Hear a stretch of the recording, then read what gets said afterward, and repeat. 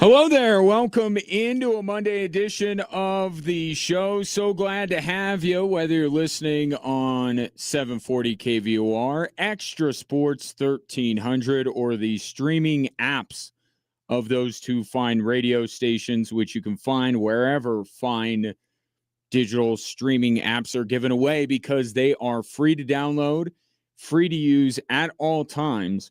And they are sponsored by Diversus Health, mental health, and well-being for all. It will be a veritable cornucopia of sports topics over the course of the program. I'd love to get your thoughts at 719-247-1313. You could call or text in. One thing I will say, I know what you want me to start with. I'm not going to start with it yet. I will get to it eventually. But I need to start with the Denver Nuggets. And in a Nuggets season that has featured more than its fair share of gut-wrenching, dumbfounding, inconceivable, and largely avoidable losses, Saturday night's 127-125 loss to Los Angeles takes the cake.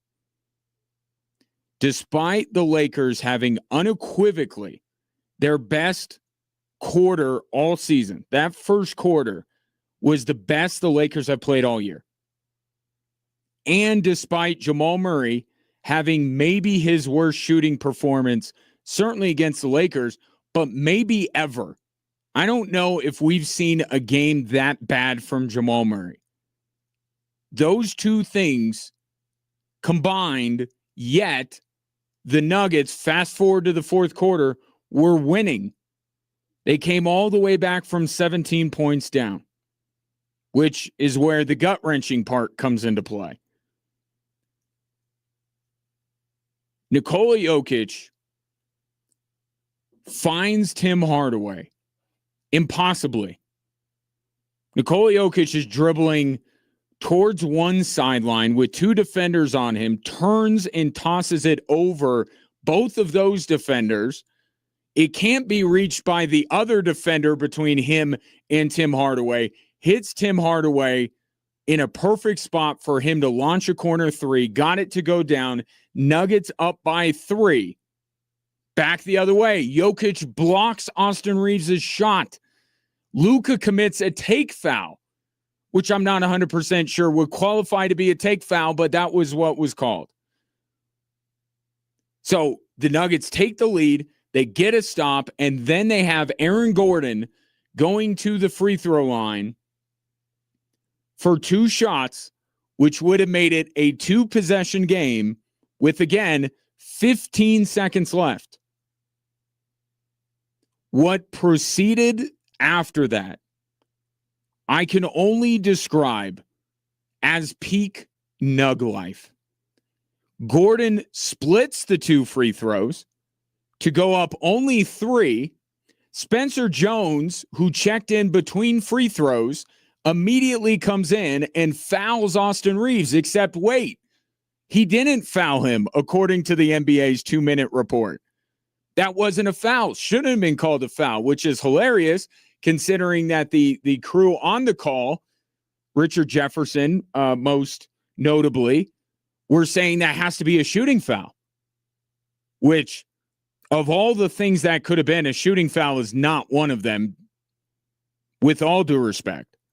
But it shouldn't have even been called a foul. It was a clean strip of the basketball, but I also thought that it was the initial contact that got it, not the strip. But at any rate, they foul. Okay? Austin Reeves goes to the free throw line. Not for 3 shots, but for 2, right? You can kind of live with it a little bit because, they're going to have to make the first one, miss the second one. And how often does that work? Well, it worked. Austin Reeves makes the first free throw, throws it off the rim in the exact perfect spot to be able to get the rebound himself and in one motion hit a floater to send the game to overtime. And I will give Austin Reeves the credit he deserves. He absolutely meant to do that. He was absolutely trying to do that. He was even trying to hit that exact spot on the rim. But what I say is, how often does that freaking work? I can't think of another time. A centimeter to the left, to the right, down, up. Reeves can't get to that ball. He threw it in the exact perfect spot to where the rebound would only go to him. And then he had to make a difficult shot to even send the game to overtime. At that point, with also Jamal Murray fouled out, by the way, no way. That's it. This one, it's just not in the cards tonight. There's no way that the Nuggets pull this game out in overtime.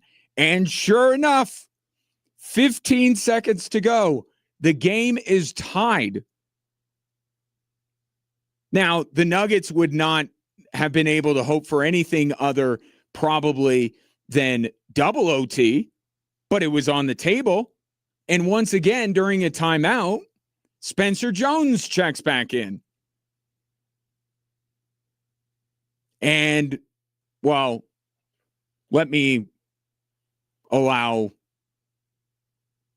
commentators to tell you exactly what happened. Reeves to Doncic. Spencer Jones on him. Here's the double. Doncic on the drive. Step back. Puts it up. Puts it in with 5/10 of a second remaining. ABC, ESPN on the call there. Luka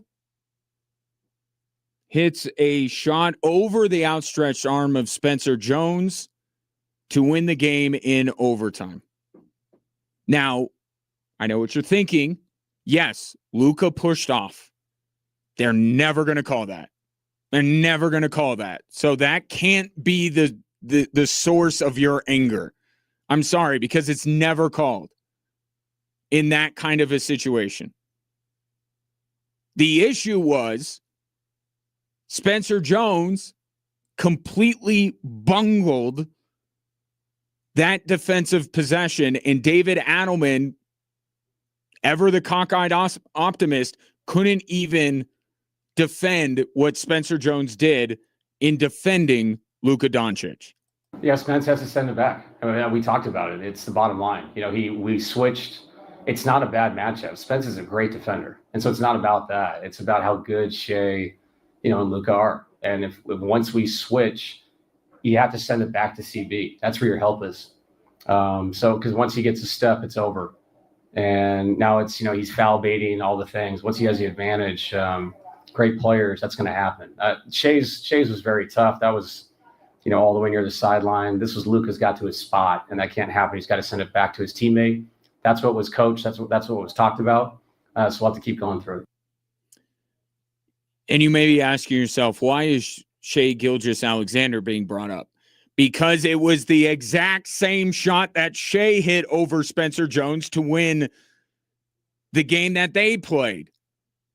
This is twice now, which makes it even more egregious that Spencer Jones is having a game winner shot right in his face. You would think that the guy who went to Stanford would have learned. Clearly, he did not. But even David Adelman, you heard there, can't defend it. There was a very specific plan in place. Spencer Jones did not follow it, and it ended up costing the Denver Nuggets. Missing open shots, defensive breakdowns, blind, dumb, bad luck. We even had LeBron James at 41 years old diving, risking life and limb as if he was 25 years old in Game 7 of the NBA Finals to recover a loose ball. I mean, that game had everything when it comes to how creative the NBA script makers can be in scripting a Nuggets loss. And you could say Jamal Murray needs to play better than he did. Sure. I mean, the guy scored 30 points in back-to-back games when somebody else kind of do their job. You could say Spencer Jones shouldn't have fouled Austin Reeves. Okay, but it wasn't supposed to be a foul. Shouldn't have been called a foul. And it took a perfect bounce to cost them. The most egregious error is what Spencer Jones did to end the game. That's the biggest one. But the question I was left with was, why didn't they foul? They had a foul to give. As soon as Luka Doncic touches the ball, there's not a worse player on the court in terms of getting the ball in that situation. You could live with LeBron. You could even live with Austin Reeves getting the ball. But Luka, how do you not foul immediately, David Adelman? Yeah, but the problem is that once he gains an advantage, that foul to give is a shooting foul. You know, he has a step on you. You know he is. He's going to shoot the ball. He's going to rip through your hands. At that point, you know, I think you've already lost once he gains a step on Spence. So, yeah, he made a tough shot he makes. I don't know that I fully buy that explanation. There is no way that with a foul to give, knowing that you can't do something to prevent Luka from even getting into his shot, because I have seen Nikola Jokic get grabbed by opposing defenders and he tries to go up, right? Jokic always does that. You breathe on him and he's like wildly throwing the ball behind his head so he could get 2 shots.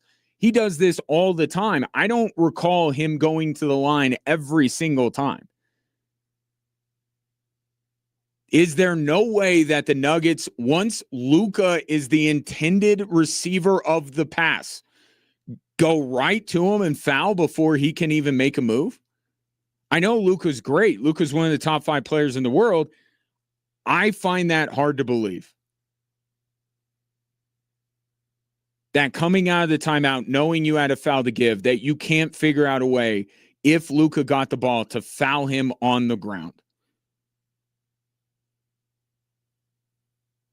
But Luka is a great player.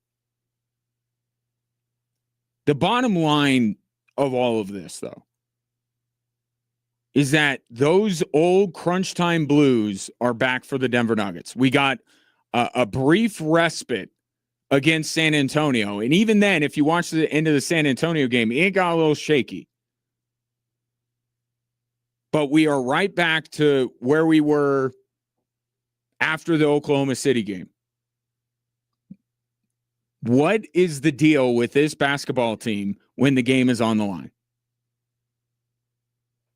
Right? This team can rally on back-to-back games from more than 15 points down. They're capable of that. They're capable of beating the brakes off of one of the best teams in the West in the Houston Rockets. But you get this team into crunch time and they're barely recognizable. It makes 0 sense. And if it was one thing, like early in the year, it was the missed shots, right? Well, we're not knocking down shots. But then it's the defensive breakdowns. It's turnovers. It's missed free throws.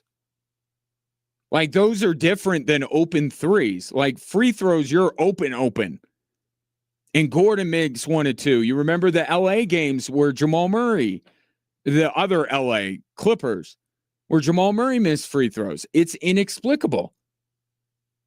I don't know how this team can keep losing like this. And they're losing like this. It would be one thing if they lost, to, Utah. Right? You go, that's a little goofy. I mean, they're losing to teams that, well, first of all, they're losing games that are costing them playoff positioning.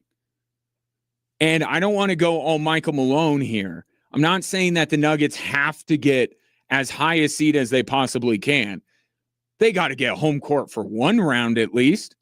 They have the biggest home court advantage in the league, and they're not going to have it in a single round. There's a middle ground here between Michael Malone running his players into the ground and, simply getting and the importance of getting a top 4 spot. Like, it's important.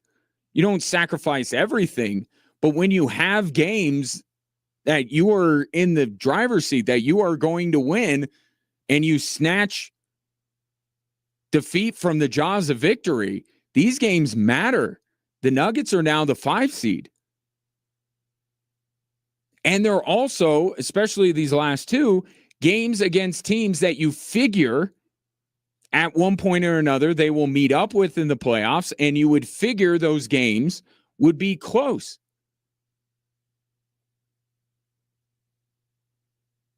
So just if it was one thing, they would have it fixed by now. Like, I truly believe that. You may be down on David Adelman or some players on this team. If it was one problem, I think they would have had it solved by now. It's everything. It is Murphy's Law at the end of these basketball games. And if I'm David Adelman, I don't know where to start.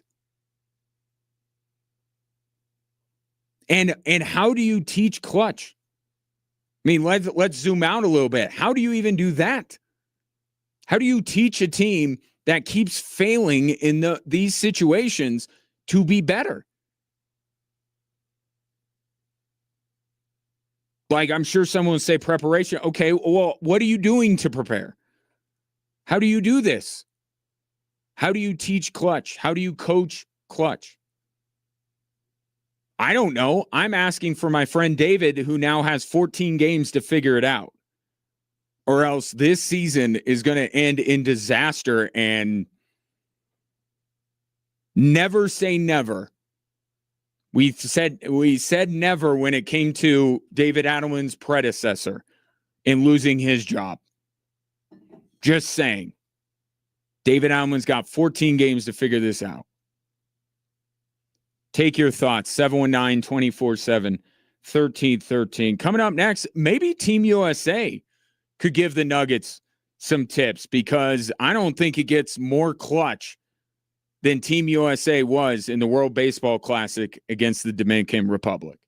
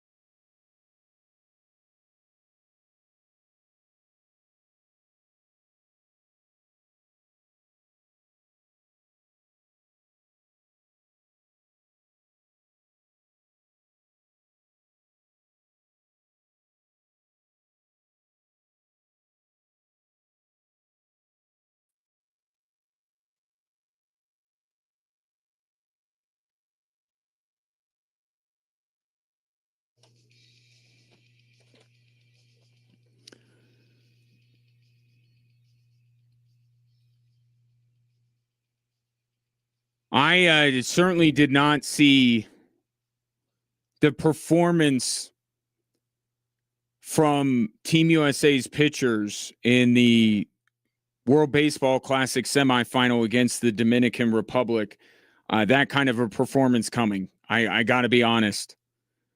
I thought that Paul Skeens would be able to navigate, and that's the right word for it, because once he gave up that home run in the it was in the third inning or the second inning, excuse me, Junior Caminero took him deep.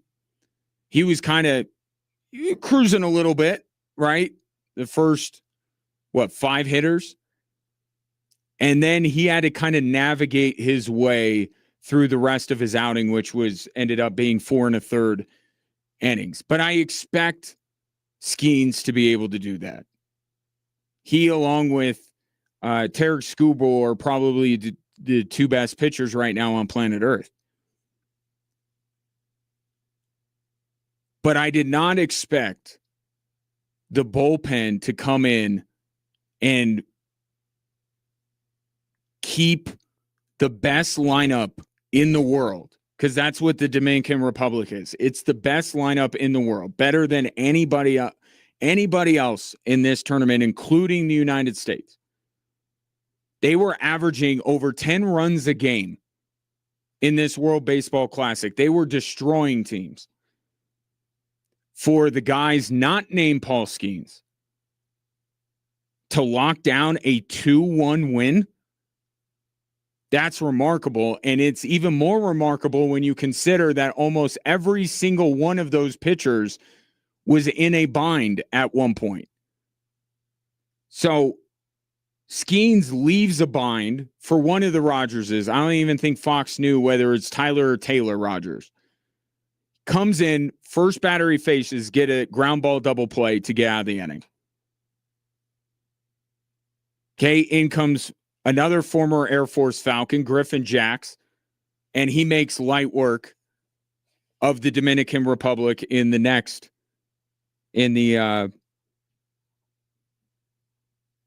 what was that inning? Bottom of the 6th, right? But then you have David Bednar comes in the bottom of the 7th. He gives up a 1-out double. Then he gives up a single. Runners at first and third. Perdomo steals second. And he gets Fernando Tatis Jr. and Ketel Marte to strike out. Again, all of this with the U.S. leading by a single run. A wild pitch, a sac fly, a fielder's choice, and the game is tied. And Bednar strikes out Tatis and Marte to get out of the 7th. The 8th was not bad at all. Whitlock gets out of that. And then the 9th, the last guy you thought would run into any kind of trouble is Mason Miller. And sure enough, he does. The tying run 90 feet away. And he strikes out Perdomo to end the game. Now, anybody else in favor of ABS now? So one piece of technology that I think is long overdue to be implemented at the highest stage of baseball. That was not a strike. It just wasn't. You have to say that. But before it becomes, and I heard Jim Romer earlier, it does remind you a lot of U.S. Canada in the men's gold medal game, doesn't it? Some of the talk afterwards. And I'll say the same thing about that game last night as I said about the gold medal game. Is that if that's a 7-game series, Canada wins. If it's a 7-game series, the Dominican Republic wins. It's not a 7-game series. It's one, and everyone plays in knowing the rules. It didn't. All right, the U.S. won. Let's close it up. The Dominican Republic, just like Canada, knew They had to be at their best in a one-off setting, and if they weren't, they would lose. So you hate for the game to come down to that, a clear ball ruled a strike. You hate it. You hate for that epic of a game to come down to that. But how many other opportunities did I just mention that were squandered by the Dominican Republic, or that U.S. pitchers came through in the clutch? Right? Depending on what side of the equation you fall on, it ends up being the same result. Either the U.S. pitchers were incredibly clutch, or the Dominican Republic squandered a ton of chances. So you hate for it to come down to that, but the game could have been so much different so much earlier. They chased Paul Skeens from the game. Right? I'm not saying they were intimidated by Paul Skeens, but they recognize who Paul Skeens is. Once he goes out of the game, I was listening to A-Rod talk about this, and he's 100% right. If Paul Skeens leaves the game, and Tarek Skubal's not following him because Tarek Skubal decided he wanted to get ready for the Detroit Tigers season. That's a whole nother subject. So if Skeens is gone and Skubal's not following him, you got to feel like, oh, we got these guys. And one of the Rogers twins gets a double play ball immediately to get out of the inning, and then you have three more innings after that you put runners in scoring position, and you do not come through with less than 2 outs?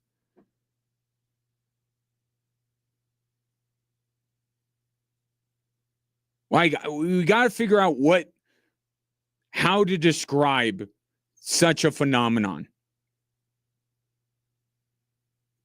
Right? Because we keep saying the best team. Yeah, the U.S. was the best team last night. And I guess that's the way you put it. Team USA was better last night. And that's all that matters. If it was a 7-game series, looking at them on paper, all these other ways, yeah, it's the Dominican Republic. But that doesn't matter.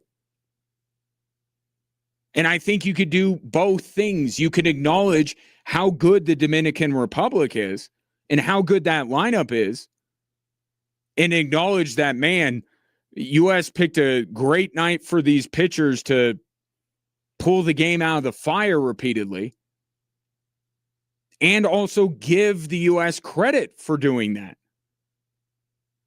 They had zero margin for error for like 7 innings. In a hostile environment, because it was, with all the Dominican fans that were there, without Paul Skeens in the game, and they got out of it time and time again. Rogers, Bednar,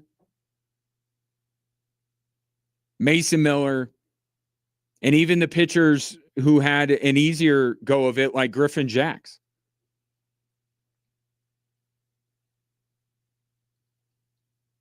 It was, I don't know how the final lives up to that. Yeah, I'm going to make another very famous international sports reference, and let me explain before you jump all over me. What we saw last night was nowhere close to the miracle on ice. But the Mandela effect almost that's kicked in is that people forget that the U.S. had to turn around and play another game after that. There are so many people that think the U.S. beat Russia for gold in Lake Placid. They did not. Thankfully, there's a Netflix documentary about it, so you can find out that they played Sweden, and that game was quite intense as well. But it feels kind of the same way. Like, if we're going to remember the World Baseball Classic, and it's not the Olympics, I understand that. But the lasting memory, I think, from this, regardless of what happens on Tuesday night, it's going to be the U.S. being the Dominican Republic. Because I don't know what could possibly happen in the final that would trump what we saw in the semis. That was unbelievable theater. Edge of your seat stuff. And after the game, one, it was incredibly cool that Paul Skeens, and I know he goes to LSU, but man, this guy claims Air Force every opportunity he gets. Now, I'm not going to get into circumstances, but he had to go. He had to leave the academy, but the academy has not left him. And it's incredibly cool to hear Paul Skeens bring that up repeatedly. And then you have Griffin Jacks, who saw it the whole way through at Air Force, come in the spot and get the Dominican Republic in order, 1, 2, 3. So that was awesome from a local angle. And then Paul Skeens, after the game, talking to Ken Rosenthal about how one of his teammates from Air Force texted him in his station somewhere and said he was going to watch it at like 3 a.m. local time. And to see, and I know Paul Skeens is kind of a stoic figure, but he got as emotional as I've ever seen him talking about his teammate reaching out to him, and then goes on to talk about, and I know it's cliche, and I understand if you need somebody to put into perspective sports versus real life, then maybe you got some problems, and I understand all that. But for Paul Skeens to keep talking about how that's what fuels him, and that's what he's doing this for, and what's going on the baseball field is nothing compared to what his teammates from Air Force are doing now. And it just, you don't necessarily need that perspective, I think, but it is welcome every time you hear it. And coming from probably the biggest American star in the sport, that's pretty remarkable. He was good. He was really good in that game. But the bullpen, man, just blew me away what the bullpen was able to do to get the Team USA to the World Baseball Classic final Tuesday night.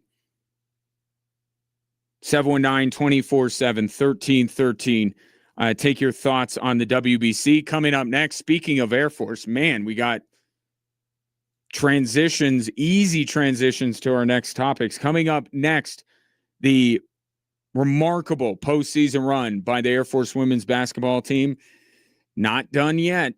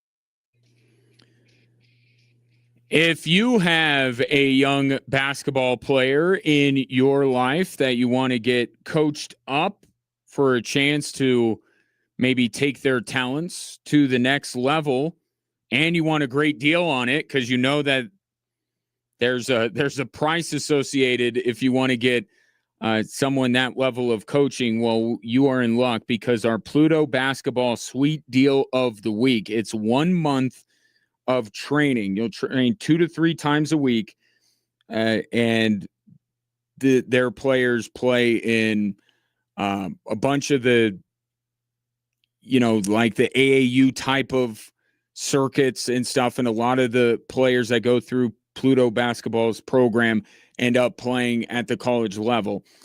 So for a month, it would be normally $220. It's on sale for $110. That's 50% off. You can go to extrasports1300.com or kvor.com to take advantage of the Pluto Basketball Sweet Deal of the Week, a month of group training and really good group training to bring out the best in your young basketball player. Speaking of hoops, I don't know that anything will truly take the sting out of being one game away from advancing to the NCAA tournament and losing. I don't know if anything will fill that void for Air Force. But I am incredibly heartened to find out that they will be playing in a postseason tournament. It will be the WNIT back-to-back years. Now they will play in this tournament. And I think what I hope it does, what I hope the reaction is especially from Milani Perry and Emily Adams, whose career will be done eventually here in the next few months, one way or another.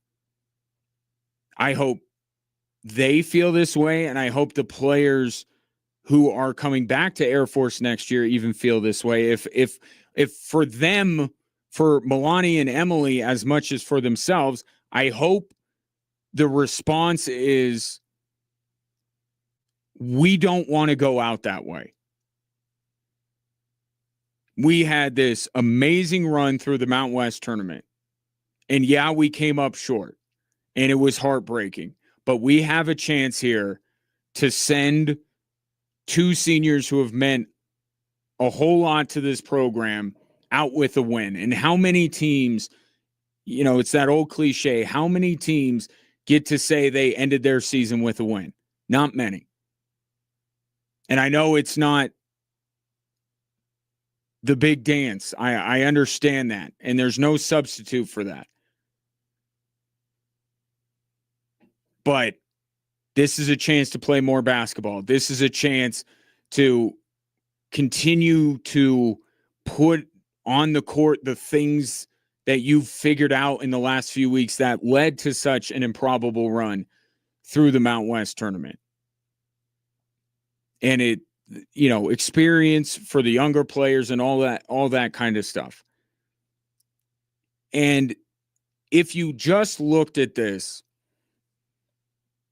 in a vacuum and didn't pay any mind, as difficult as it might be, to what happened out in Vegas and the way that ended. The fact that this program is now going to a postseason tournament in back-to-back years, and was it 3 postseason tournament appearances in their last 5 years, for a program that a decade ago won 1 game?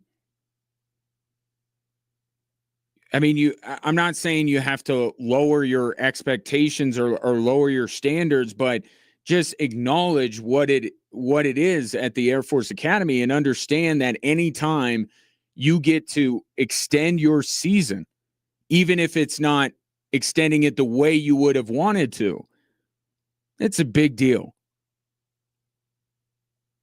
So congratulations to Air Force. That really, and I have to imagine they played themselves into this. right? Once the regular season was over, I don't think any postseason tournament was very interested in having Air Force in it. But people took notice of what they did over a 4-day stretch out in Las Vegas and said, yeah, we think we want the Falcons to be a part of our postseason tournament. It is an honor. It is great that these young women will get a chance to extend their season, and for Milani and Emily, their careers. And it's perpetuating it forward. Right? We've made the WNIT the last 2 years, 3 of the last 5, out on the recruiting trail. You can tell a young woman that's thinking about coming to Air Force, you could be the difference. And we've had some success. You could get us to the next step. And what a great recruiting pitch, along with everything else that you can offer. So all of this, it's about building, it's about recruiting, it's about pushing this program forward into the future. And just from a strictly basketball perspective, I'm just excited to see how this team responds, how this team comes out. Is the team I watched, especially for 3 of the 4 days, but I think even there were moments in that game against CSU where it could have gone the other way. Not ultimately in the end, but just early in a game, to stop a run here or start a run there. But especially through the 3 days with beating Wyoming, the top seed San Diego State, and then following up and beating Boise State. I'm really excited to see if that team shows up on the court Thursday night. And by the way, that game will be here. So a great way to celebrate what Air Force was able to do out in Las Vegas by packing Clune on Thursday night and supporting these ladies and showing the appreciation and admiration for what they were able to do, and watch them against an in-state rival, Northern Colorado. So that is a 6:30 tip on Thursday. So mark your calendars. If they win, they will be playing South Dakota, and that would be a rematch from a game in the non-conference this year. Actually, they played the last couple of years in the non-conference. So date, all that kind of stuff forthcoming. Obviously, this news of them being in the WNIT, it broke Sunday night. Monday was getting the particulars, who they're playing, when, where, and then the rest of the tournament path will be laid out as we move forward. But first up, home game at Clune against Northern Colorado. So I'm excited for it. I'm excited to see how these players come out. And thinking about one of the quotes from Milani Perry out in Vegas that has stuck with me. It was after that San Diego State game, or it was after the Boise State game that she said this, but it was in the wake of the San Diego State win. I think there was a feeling amongst the basketball team that people looked at it as a fluke. People looked at it as, what we're just talking about when it comes to the U.S. beating the Dominican Republic. Yeah, they were better that one game, but what about if they played 7 game, all that kind of stuff? Like, I think the team was feeling like they weren't getting their flowers for what they did. And so Milani said the Boise game was about, respect, was about, to put it in another way, was about showing that it wasn't a fluke, that they figured this out. They flipped the switch, and they followed it up with the Boise State win. And then they ran into a defensive buzzsaw in CSU.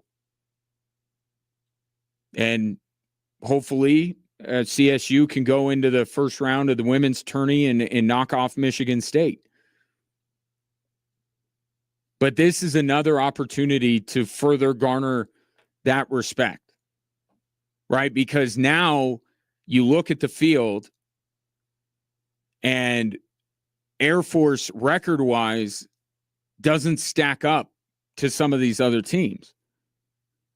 And so there are going to be people from other schools or following the WNIT that are going to be looking like Air Force, 2 games under 500. Why are they in here? Well, Air Force has a chance to show them by making a deep run in this tournament like they did the Mountain West tournament. So again, 6:30 tip Thursday night at Clune Arena. If you are not in Colorado Springs or just cannot make it out, we'll have the game for you on 740 KVOR on Thursday night. So make a note of that as well. But congratulations to Stacey McIntyre and her team. Well deserved. Very excited to see them playing another postseason tournament, especially given what happened out in Las Vegas. 719-24/7. 1313. Take your thoughts on this fine day. Coming up next, we get back to the Denver Nuggets. Guess the Nuggets aren't the Lakers' daddy anymore? Maybe. We'll discuss next on 740 KVOR and Extra Sports 1300.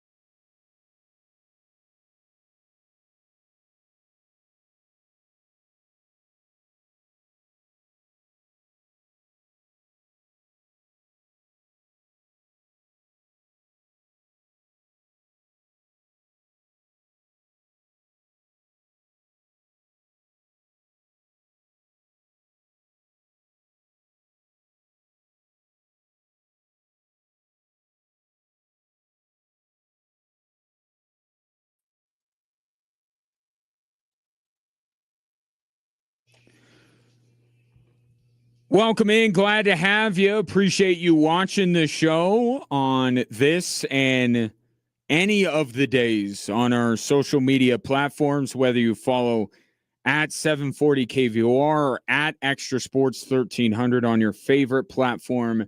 Chances are we are there. Anywhere you scroll. It's what we like to say around here starting today. I've just started saying this. 719-247-1313 is the line if you want to call or text in. UFC fighter Elijah Smith will be my guest coming up in the next segment. He got a win over the weekend, and he is from right here in Colorado Springs. So excited to talk to him. In the meantime, we may need to rerun that paternity test on the Los Angeles Lakers. Because since Luka arrived in the picture, it's been a little bit different between the Nuggets and the Lakers. After the Nuggets 127-125 loss in overtime, the Lakers are now 4-2 against the Nuggets since the heist of the century when they got Luka from the Dallas Mavericks.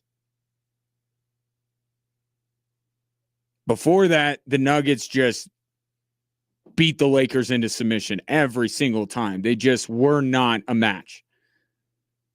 And could Luka have ultimately tipped the scales the other way? Now, certainly I think he moves the needle for him. That is the most obvious statement that I could possibly make. But one thing about that game, there were so many things that went wrong. So many things. So many avoidable things. The one thing that I look at when it comes to that game and say, that's not going to continue. Okay? Because I guess this is a little bit doom and gloom because defensive mistakes, missing open shots, missing a free throw, all weird bounces off the rim, all that kind of stuff. Like, I fully believe that that could occur again to the Denver Nuggets. The one thing that I know for a fact, especially in a 7-game series against the Lakers, there is no way Jamal Murray is shooting 1 of 14. There is no way that the performance that Jamal Murray put in on Saturday night against the Lakers is going to now just be him. I know they have Marcus Smart, and I know they're improved defensively under J.J. Redick.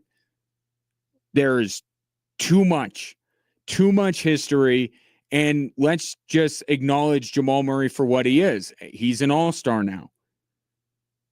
He's had more 30-point games than he's had in any season in his career. He might be all-NBA when the season is over. He's not going 1 of 14 in every game of a 7-game series against the Lakers. I'm sorry. I can't extend my credit to LA that far. So when I look at the comedy of errors that happened for the Denver Nuggets to lose that game on Saturday, I say the one thing that I do not expect to continue is Jamal Murray playing that poorly. But like so much of that, the rest of that game, it is quite inexplicable why Jamal Murray, against all teams, would have maybe his worst shooting game against the Lakers. The guy just put up 30 against Houston, 39 against San Antonio. He's had, 18, 19, 30-point games. He's torched the LA Lakers in every game he's played up until this point. The fact that he would be the one that was not holding up at his end of the bargain is maybe the most surprising aspect. Not maybe, is the most surprising aspect about Saturday's loss. And if anything, this will just fuel Jamal Murray more to eviscerate LA if they do meet up in the postseason. Everything else, I don't know that it's going to be fixed, but Jamal Murray will be.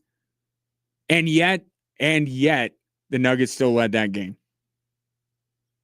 despite Jamal Murray fouling out, which he shouldn't have because LeBron is grabbing him. Tell me how that's a foul on Jamal Murray. And then late in the game, when the Nuggets could have potentially put it out of reach, I thought Jamal Murray was incredibly passive. Unbelievably, unlike Jamal Murray level of passive. I mean, there were like 3 shots before he fouled out in the fourth quarter of that game where I'm like, you got to shoot that, Jamal. I don't want anyone else taking that shot except Jamal Murray, and he's passing it to Cam Johnson or to Tim Hardaway or to Christian Brown. I'm like, no, the Nuggets want you taking those shots. But clearly his poor shooting performance rattled him. He just had, for a guy as confident as Jamal Murray is, seemed like he had no confidence late in that game. You want him to take those shots, even though he was 1 of 14 to that point. Then he fouls out. And then the Austin Reeves doink and Spencer Jones letting Luka get to the baseline and Aaron Gordon missed free throw, all of that kind of stuff came together to spell the demise of the Denver Nuggets. I will still say this, and here, let me turn to my producer, Ray Dominguez, before we shift over in terms of likelihood of this matchup. But as of right now, the Denver Nuggets are game and a half behind LA, correct? Yes. LA now has the tiebreaker. Yes? Yes. Okay. So how many, shall we say, upper echelon teams do the Nuggets and the Lakers play? Okay, so upper echelon, you want to say 5 seed and up? Well, the Nuggets are the 5 seed in the West, and I don't want the 5 seed in the East. So let's go 4 and up. 4 and up. Top 4 teams in each conference. How many games do each of these teams have left? Lakers have. Do you want me to name them out or just go? If you have the number, just give me the number. If you have the teams, go ahead. So Lakers have Rockets back to back. Okay. Pistons. They have the Cavs. Thunder twice. Okay. Okay, and then that's it. Okay, so they have 6. 6. Nuggets have 3. They have the Spurs, and then Spurs twice, OKC once. And here's another thing. The OKC and Spurs game, the very end of the year. Very end of the year. Yeah. So I guess let's not rule out the possibility that the Denver Nuggets can still get up to the 3 seed. I think the 2 or the 1 are those are out of play. But then it becomes, because of how jumbled everything is, it could still, like right now, if the season ended today, it would be Denver versus Houston, and Houston would have home court advantage. Yes. Nuggets won the season series against Houston. No. So because never mind. Sorry. Yeah. So Houston would be the 4 seed. Nuggets would be the 5 seed. Yes. Because they're not tied, right? They're not tied. No, Nuggets have 27 losses. Houston has 25. Okay. Yeah. So as of right now, but it could change. Yeah. LA could end up, Minnesota as well, could end up somewhere higher than they are right now. Yeah. So I'll get your opinion on this first, Ray, of the potential first round opponents. Let's not go too doom and gloom with the play-in stuff. Let's say that group 3 through 6. Okay. Lakers, Houston, Minnesota. Which team would you most want the Nuggets to play, and which one would you least want the Nuggets to play right now, given everything that you know now? Season series against Minnesota, Houston, and LA all over. Which one would you want to play? What do you think is the most advantageous matchup? Houston. Okay. I feel that one is better matchups. We've just played them the best out of all the teams so far. And that would be true. I think they won the season series with Minnesota and Houston the same way, by the same margin. Mm-hmm. But I think that's okay. Houston. And also something different. Yeah. Yeah. So just like as a fan, you would rather watch them instead of facing the Lakers or Minnesota again. I could see that, because I think I would still go with the Lakers. I think I would. I think I would still say that the best matchup for Denver in the first round is LA. Mm-hmm. Because Jamal Murray's not going to shoot 1 of 14. Right. Because I don't expect DeAndre Ayton to do much of anything in a postseason series. He came up with a one block in that game on Saturday. Luka would terrify me. Yeah, not on the defensive end, but see what he did against the Nuggets on Saturday. And I think Austin Reeves, along with Jamal Murray, might be two of the most improved players in terms of guys going from very good player to like star. Yeah. I think Reeves and Murray have crossed that threshold this year. I still don't know if they quite understand how they're going to deploy LeBron. Yeah. Is he going to come off the bench in the postseason? Are they going? I mean, it's clear that Reeves and Luka without LeBron has been better than the three of them on the court together. Yes, but I would say this. I would like the best player of his generation, arguably the greatest player ever, on my side in any series. But JJ Redick's got to figure out the right combinations. Right. I don't think he's done that yet. I don't buy in. I don't buy into so many of their supporting pieces, which have been such a big, like LeBron has had his moments against the Nuggets in those series.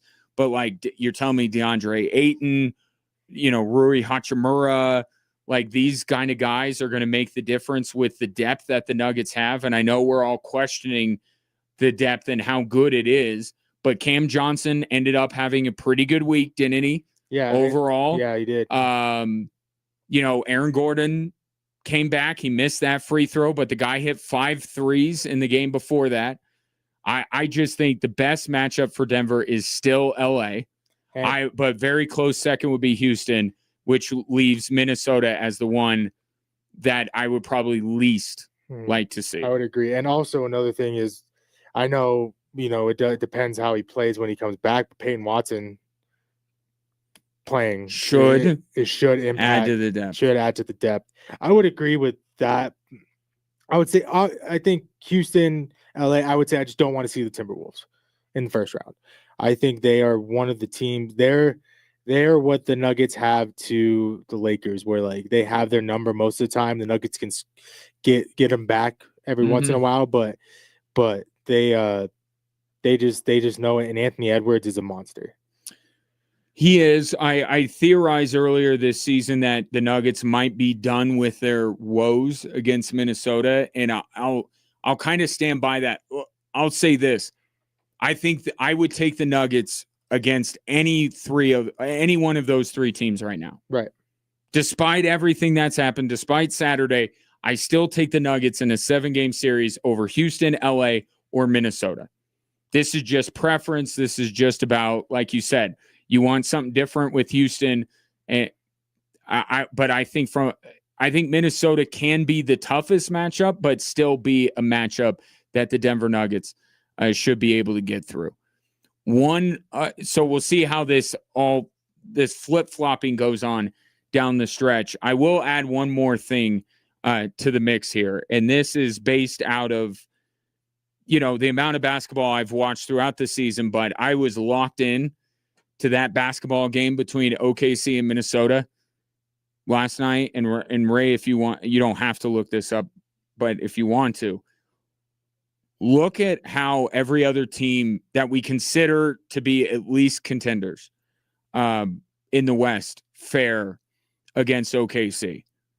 How Minnesota, how they fared this year against OKC, they've gotten the break speed off of them every single time. I'm watching that game, and I'll throw out the same caveat that I have repeatedly when it comes to the Spurs. I just don't see how they make it through the gauntlet that is the NBA playoffs without having any experience. I just don't see it. If that proves to be true, it's just Denver. That's it. The only chance for OKC to not represent the Western Conference is Denver.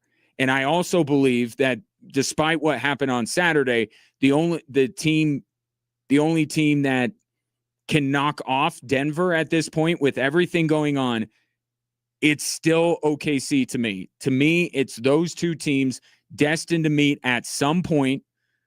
Nuggets need to make sure it's later rather than sooner. But I'm looking at this Western Conference, and I'm going to remain out on San Antonio until proven differently. I'm going to be stubborn about the whole thing.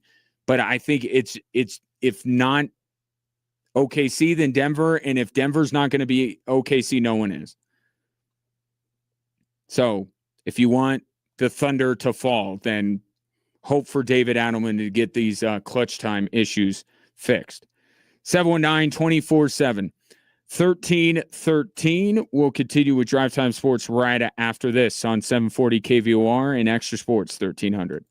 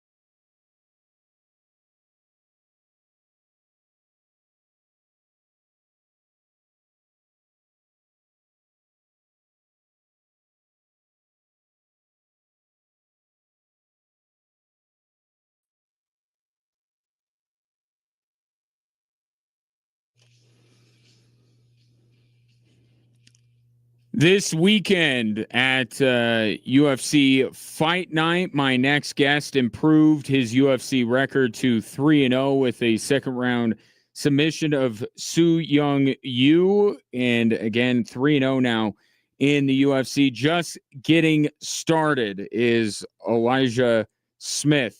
Swift, how you doing, man? How was I'm always curious the couple of days after a big win like that, like what are you doing with yourself? Man, I'm just right now. I'm in Orange County, California. Right now, I'm at Jackson and Santos Studio out here, just chilling with Bear and them. So, I mean, life is good. But yeah, I mean, it's just now just back to the drawing board. You know, we get the win. You know, you have a few days to celebrate, and then you come back home and get right back on the grind. I'm curious, what was either the conversation between you and your corner, or just in your own mind after that first round on Saturday? What was your message to yourself, or your corner's message to you? It would just stay calm. Like, you know, you just had to weather the storm, and then once you weather the storm, get right back onto the game plan and find your shots. And I felt like I mean, that first round, you know, that's when your opponent is their strongest. So I felt like I already felt his strongest, and I was like, if that's all you got, then it's going to be a long night or a short one. Yeah. Well, it ended up being a short night. What opened up? What did you see there when you there was, for us watching, it's just like 1 second you guys are just kind of dancing around a little bit, and then all of a sudden you're pummeling him. He's down on the ground and you're choking him out. I mean, what opened up? What did you see that made it be your time to take over the fight and finish it? It was when I kept putting more pressure on him, and I felt like he was getting uncomfortable. And I felt like once I got him in an uncomfortable state, it would force him to shoot a bad shot. And I think he kind of shot this like a panic shot, and I was able to stuff it. And while I was stuffing the shot, I had a little bit of space to land an uppercut and a hook. And I think the uppercut kind of stunned him. I saw like it kind of like took him off balance, and then I was just like, all right, now we attack him, and I just I switched to southpaw and threw a short hook, and we both hit each other at the same time, but I just hit him in the right spot to put him down. And as I was going for the ground and pound, I was landing a few shots, but I was like, these aren't going to be the finishing shots, so I just used the ground and pound to really have him expose his neck, and once he exposed his neck, I just snatched it up, and it was game over. I'm a really good back taker. I feel like that's probably one of my favorite positions to be in when it comes down to grappling, is being on somebody's back and strangling them.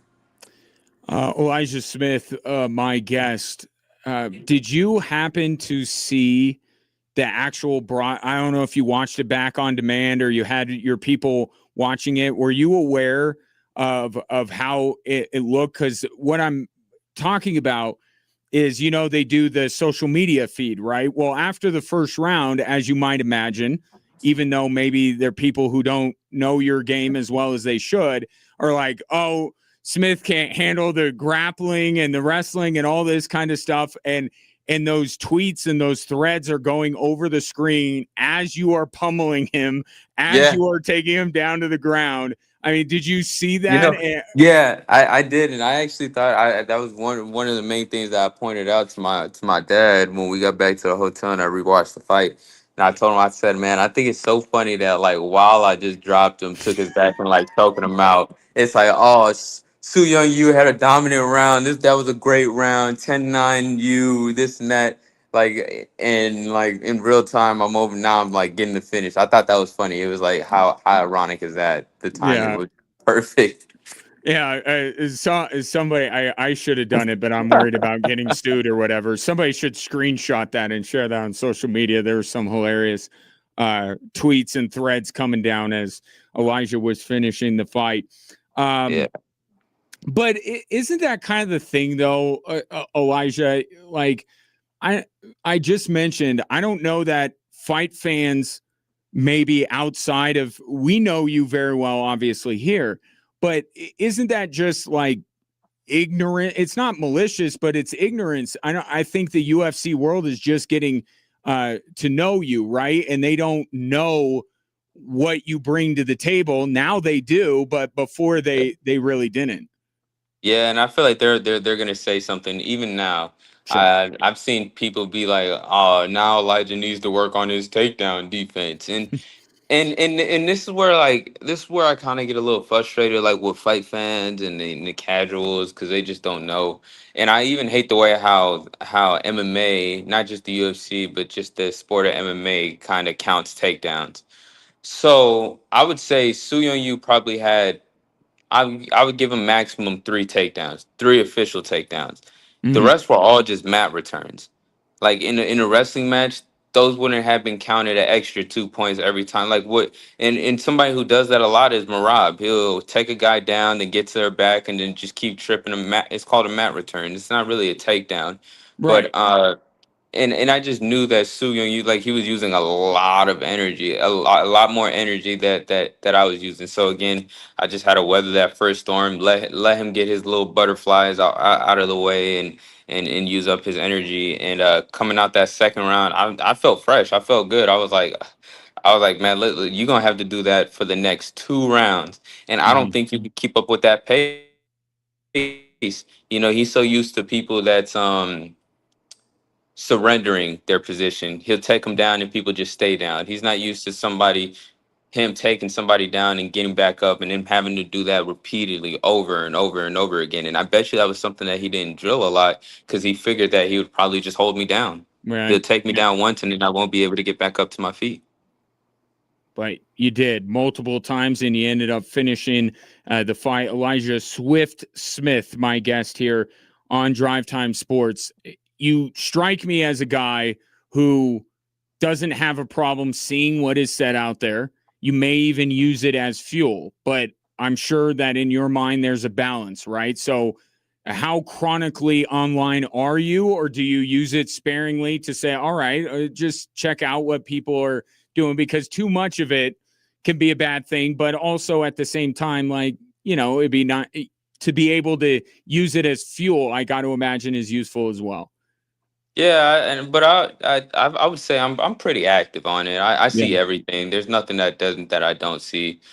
But I just find it funny. I don't take it personal. A lot of people they'll take it and want to respond to every single body like, oh no, I just kind of laugh. I don't know. I find a little bit of amusement to see what other people think and their opinions Mhm. and stuff like that. And yeah, I think it's funny because everybody's gonna have opinions, so I can't stop anybody from having an opinion, even if it's a crazy one. So I mean, Right. it is what it is. But yeah, I see it all. But I definitely do use that as fuel to the fire. Like, oh, okay.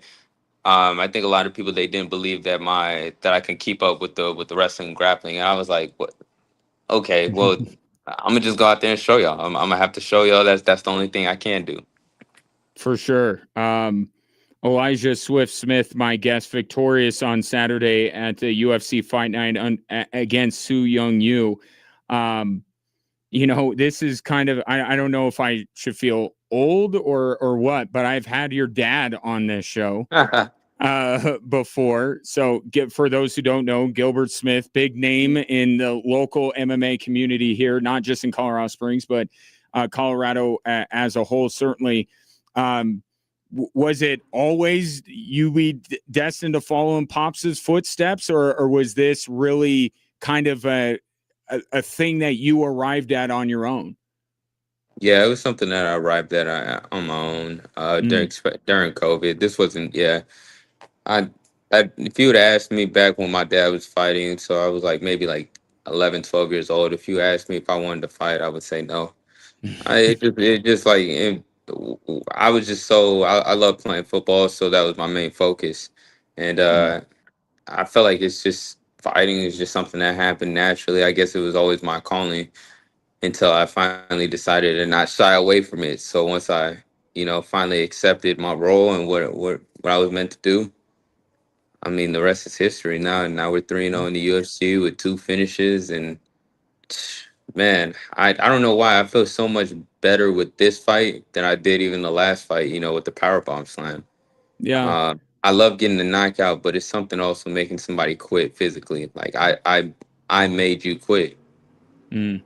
Well, and now too, it's almost like I know you had this in your game to begin with, but it's like you've added it on that stage, right? You've been able to do, the big finish in your previous fight, but then you were also able to finish it another way. I feel like maybe the feeling you're having is you're, rounding into a well-rounded fighter that can compete on this stage repeatedly, regardless of the opponent. Yeah, repeat. Yeah, exactly. I mean, I feel like every time that I get a fight, it's just a new challenge, and I'm always excited for a new challenge. That's what Mm. keeps me on my toes, and makes me feel alive. Just a little bit of fear, a little bit of nervousness. And to go out there and showcase my skill set, something that I just want to prove to myself that I can go out there and do it. I can go out there and strike with the best strikers. I can go out there and grapple with the best grapplers. Like it's just like I don't do it for anybody else but myself. And Mhm. because at the end of the day, that was the only person I was trying to make proud. So why Yeah. not?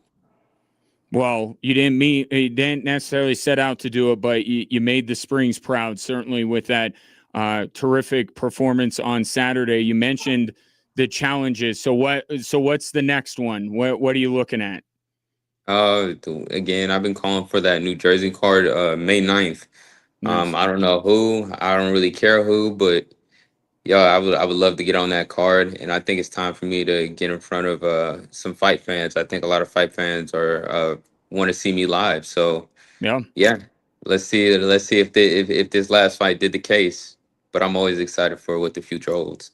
Yeah, I don't know how the higher ups there at the UFC couldn't have taken notice to what you did on Saturday. Brilliant performance by you, Swift, and let's give a shout too, because not only are you building up your career in the UFC, on the side doing a little bit of music. So tell me about that. You doing that at the same time, or does one get put on Yeah, hold when you're focusing on the other? I mean, of course, music will get put on hold whenever I have a fight coming up or Sure. whatnot. But yeah, I've been making music since I was in high school, and I just just like the fight game. I just kept perfecting my craft, kept perfecting my sound, my delivery, my cadence, and to go out there, I actually walked out to my own song that I Mhm. just recently dropped called "What's Next," and to do that and walk out to my own song, man, it just felt like I had like a superpower. Like I was like, man, there's no way I'm going out there and I'm losing, and I'm coming out to my song. Like this is this was meant to be, and yeah, it was just like a dream come true. It felt like I was living in a dream. I was like, damn, hearing my own song being played out to a walkout in the UFC, getting ready to go 3-0 in the UFC. Like it was like, yeah. Yeah. But I love making music. I mean, it keeps me in that creative mindset. So and you got to be a little creative when it comes down to fighting, creating angles, creating strikes, openings and stuff like that. So it comes in hand in hand. Yeah, absolutely. The Instagram handle is Shakur Dabag, and you Yeah, can follow him there for all things. Elijah when it comes to fighting, and Elijah when it comes to music. yeah. Swift, man, this was awesome. Congratulations again on a epic performance on Saturday, and let's get you on when you get that New Jersey card that you're wanting, huh? Yes, sir, man. We got to. Yeah. Good seeing you, man. Good job on Saturday, and we'll be keeping up with what you're doing, both in fighting and in music. Thanks for the time today. Hey, thank you. I appreciate you having me. Yeah, my pleasure. That is Elijah Swift Smith when he's in the octagon, and Shakur Dabag when he is on the mic. So at Shakur Dabag, if you would like to follow him on Instagram. That was cool. And kind of a full circle moment again with the fact that his dad is looms so large in the fight community here in Colorado. And I remember I was in a different studio then just right across the hall, but Gilbert came in and we chopped it up for a little bit. So that very cool to see that the apple doesn't fall too far from the tree, but also cool to hear that this Elijah came to it on his own. It wasn't dad saying, you got to do the thing that I did. He found it on his own, and the genetics kicked in, and here he is 3-0 in the UFC after that terrific finish against Soo Young Yu on Saturday. We'll have more Drive Time Sports after this on 740 KVOR and Extra Sports 1300.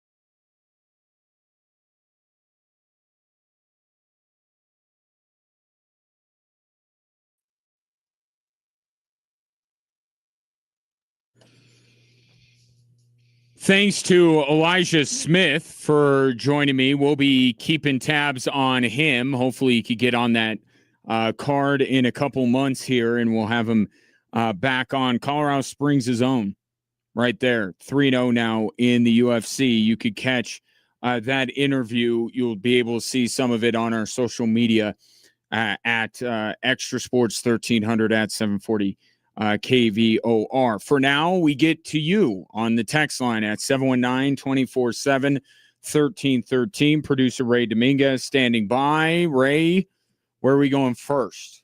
First, from Scott and Florissant. Okay. Neat interview with Elijah. Always cool to hear homegrown talent that make a name in any sport. It is very cool in the fact that they're wanting to be on this show. Like, people reaching out, trying to get on. That is really cool, and we're happy to have them. Like that open door policy. Colorado Springs athlete doing big things. We want to have them on the show. So that was very cool, and hopefully it will not be the last time Elijah and I get a chat. So from Chris, close strikes like that are part of the game. I wouldn't complain if that had happened to the U.S. ABS is not good for anyone except when a pitch is a foot outside. Well, okay, and this is in reaction, probably should set up what the text is about. This is last night, Mason Miller on the strike that ended the game against the Dominican Republic. It was on the screen when we get the overlay where the ball ends up. It was not a strike. And I agree with you. Like,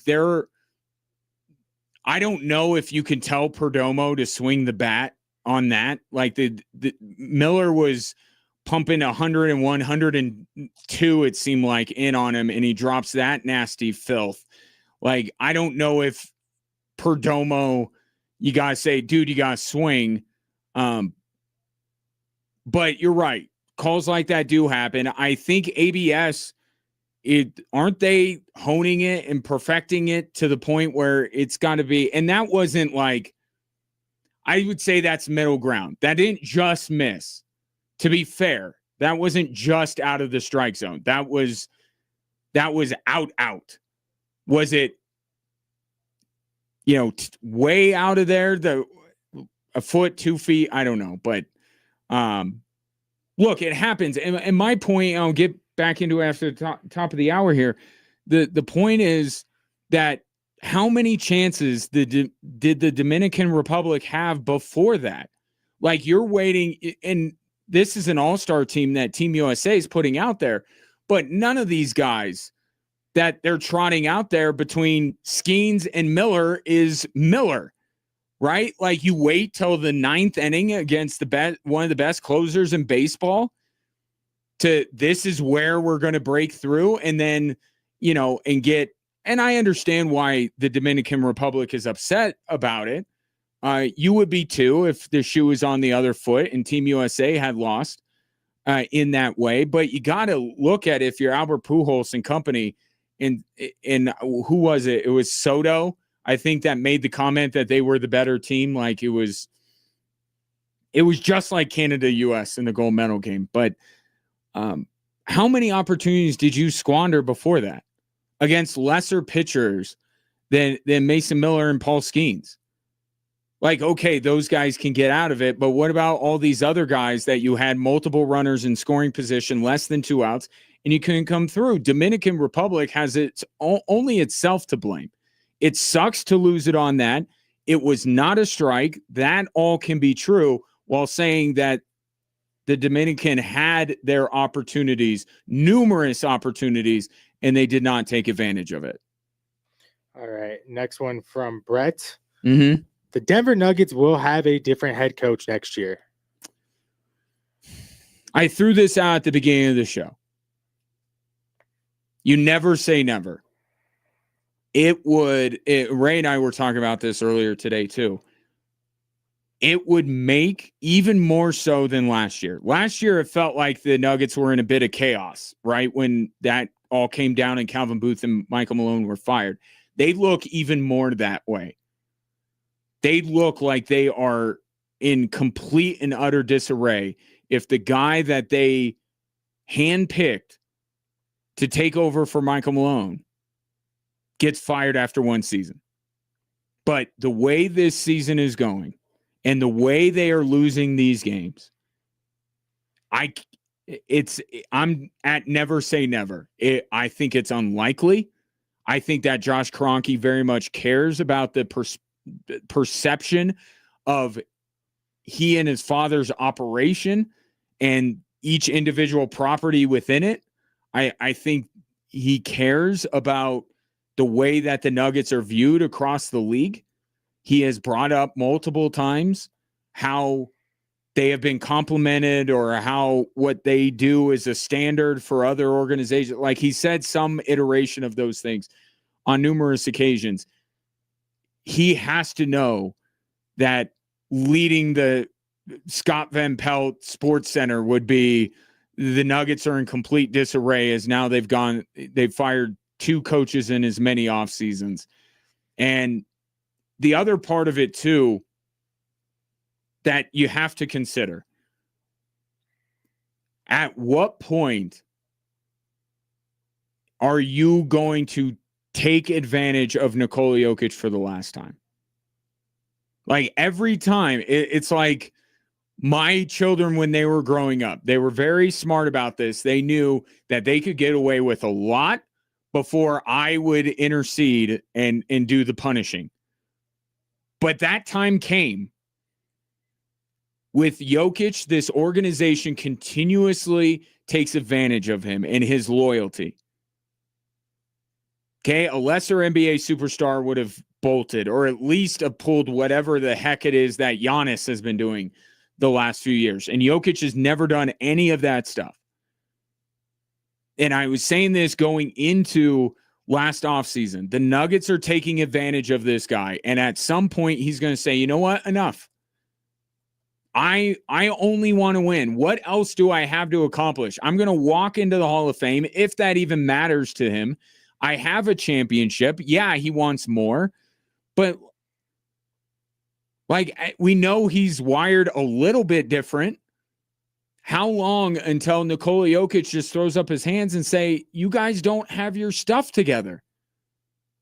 And I'm not going to sit idly by and watch you run through coaches and make all these huge roster moves just to try and put together a championship team when we had one and you let it, kind of disintegrate. At some point, the Nuggets are going to test Nikola Jokic's patience, and they are going to test the idea that they can continue to get away with taking advantage of him. So there are a lot of things, and I don't know what way that goes. Is it keeping Adelman would be the thing that would make Jokic feel like we're going another year with this guy? I kind of think at right now it would be the upheaval and another coaching search that may irk Nikola Jokic and some of these Nuggets players who do like David Adelman. But yeah, the way they're losing these games, and it's never that you lose, it's how you lose. And the Nuggets are just losing in the most brutal ways possible. And those are losses that are seared into your brain. And at the end of the year, if the result isn't what you hoped it'd be, then you go back and you think about all those losses and maybe David Adelman's not the right guy. So I've moved a little bit over. I still think it's highly unlikely that he gets fired. But man, if this all doesn't work out, they got to do something. You got to do something if this doesn't work. All right. What else? Time for this from Albert. Oh, no. Is the most popular player on the Chiefs roster in the Kaufman house the backup quarterback? Just when you're about to throw in the towel, something comes along in the hot to fan the ember and ignite the love for Justin Fields again. Yeah, no, it was too late in this hour for me to do this. Yeah, it's a little embarrassing. I told Brett Veach, I'm like, dude, this year, no gifts for my birthday. Just like your friendship and the fact that you call me and ask me my advice on what you should do with the Chiefs roster. I very much appreciate it. And then what does he go out and do? He goes and gets Justin Fields. Like this, it's just, I'm not a birthday guy, but it is very heartwarming to see Brett do this and bring Justin Fields to Kansas City. Never wrong, Right. just early. I'll tell you this with Justin Fields going to the Kansas City Chiefs. If it doesn't work out here, and like I'm done. I'm done if Justin Fields doesn't work out in the interim while Patrick Mahomes is working his way back from injury. But I'll stick with never wrong, just early when it comes to just how many teams later? Three, 4 teams 14, later. Yeah, that was wild. And you know what the funny thing was last night? I'm watching the baseball game and scrolling through social media, and the rumor was Russ. Yeah, it was.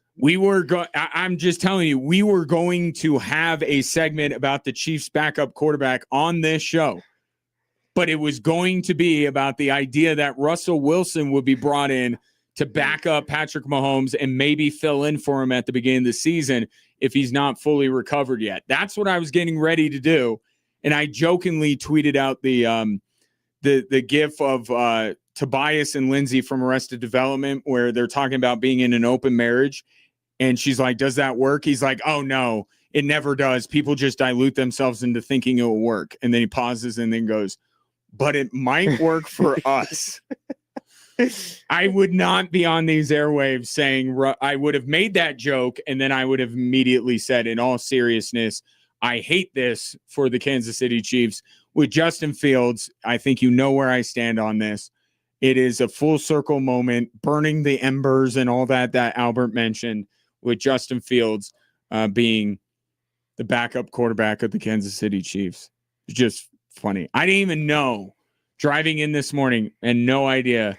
One of our coworkers broke the news to me. Well, my coworker, our coworker, broke the news to me. He's like, I'll get you your Justin Fields jersey soon. I'm like, well, what are you talking about? Like, oh, he's bringing up this. Oh, you don't want to get me a Josh Rosen jersey too while you're at it? Like, let's bring up 2 of the worst takes I've had. Maybe only the 2 wrong takes that I've ever had, if I'm being honest about it, and bring it up out of nowhere. Lo and behold, Justin Fields is now a Kansas City Chief. I haven't seen you smile like this. I know. I'm just saying, history will repeat itself. Trent Green, Kurt Warner, it's happening again this year.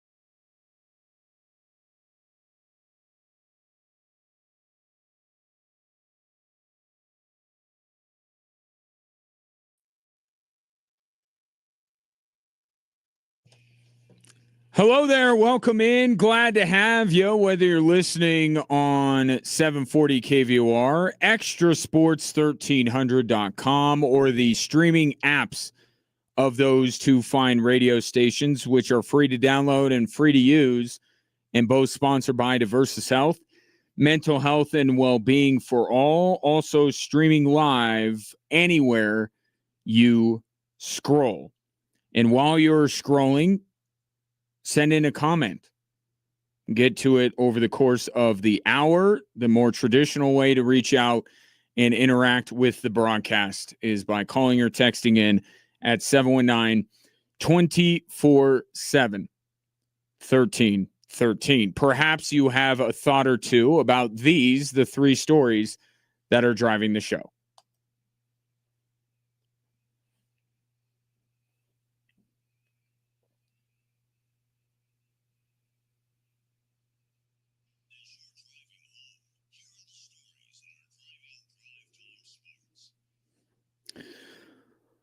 All right, we start with the idea that maybe the Nuggets are not the Lakers' daddy anymore. Reeves to Doncic. Spencer Jones on him. Here's the double. Doncic on the drive. Step back. Puts it up. Puts it in with 5/10 of a second remaining. ABC, ESPN on the call. 127-125. Lakers down the Nuggets in overtime on Saturday. And with that, the Lakers are now 4-2 against the Denver Nuggets with Luka Doncic. So already as a basketball fan, you had to be angry at Nico Harrison. Now the impact is hitting home for you. Before is a far off place, Dallas and LA. Now it's on your doorstep. The Lakers have been beating the Denver Nuggets with Luka. So maybe we would get a good 7-game series between these two teams. We haven't had one of those in a couple of years. We'll see. I still think that the Nuggets would dispatch of the Lakers in a 7-game series, because I look at that game and I say that that was maybe the longest list of a comedy of errors that there possibly could be. Like, so many things went wrong for the Denver Nuggets in that game. The Lakers came out absolutely white hot, hitting everything. Jamal Murray was hitting nothing and went 1 for 14, his worst performance maybe of his career. And yet the Denver Nuggets still led that game. And then Aaron Gordon missed a free throw to open the door. And then Spencer Jones fouled Austin Reeves, or actually he didn't, according to the NBA's 2-minute report. And then Austin Reeves intentionally misses the second free throw, throws it off the rim to himself, a centimeter one way or another. He doesn't get that rebound. Sends the game into overtime. And yet, the Denver Nuggets still led again until Spencer Jones decided it would be better, I think, for him to defend Luka one-on-one than have the help of his teammates. But that's what he allowed him to do. He allowed him to get baseline, and it was just Luka and Spencer, the same as it was Shea and Spencer the other day. Went the same way too. So some of that game on Saturday, I think the Austin Reeves miss, Jamal Murray going 1 of 14. I think those are things. LeBron laying out, diving on the floor like he's 20 years younger than he really is. Like that kind of stuff, you go, all right, that's not going to happen every time. Right? But what is the overarching theme here? Nuggets in clutch time losing. And we got a little bit of a break from it when the Nuggets played San Antonio. And now that looks like the exception that proves the rule here. Denver Nuggets in crunch time is a problem. Is it a problem that will manifest itself in a 7-game series against the Lakers? Is it one that will be in a second-round series against the Spurs, or will it be in the Western Conference against OKC? I think it's the last one, or whatever round they match up with OKC. But the way they lose these games can't instill a ton of confidence in this team going into the postseason against any team.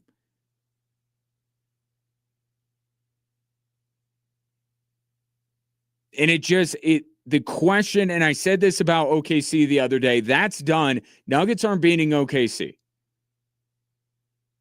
But maybe there's some place they can be at, which is maybe pushing OKC to another 7-game series where you're disappointed, but you don't think this team needs a page one rewrite. If they get bounced by, and let's use Saturday's example, the Lakers, I mean, wouldn't that be an encapsulation, a perfect one of how far the Nuggets have fallen?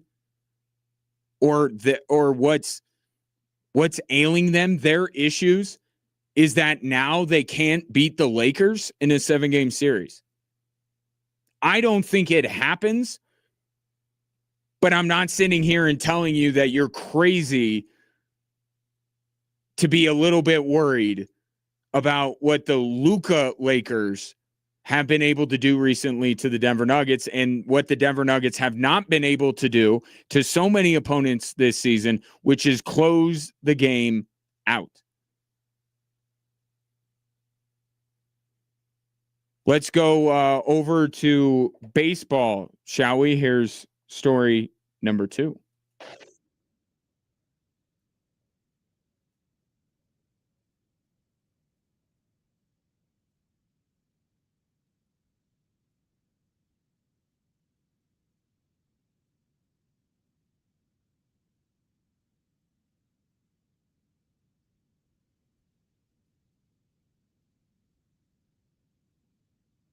That is the wrong clip. That's from Canada. That's Mason Miller closing out the Canadian game. Somebody's going to get in trouble for this. Fox on the call. What I wanted was the clip from last night where Mason Miller struck out Perdomo to end the game, and the U.S. beat the Dominican Republic, the best lineup maybe ever constructed in modern day baseball. They're as close to the 27 Yankees as we have had since the 27 Yankees.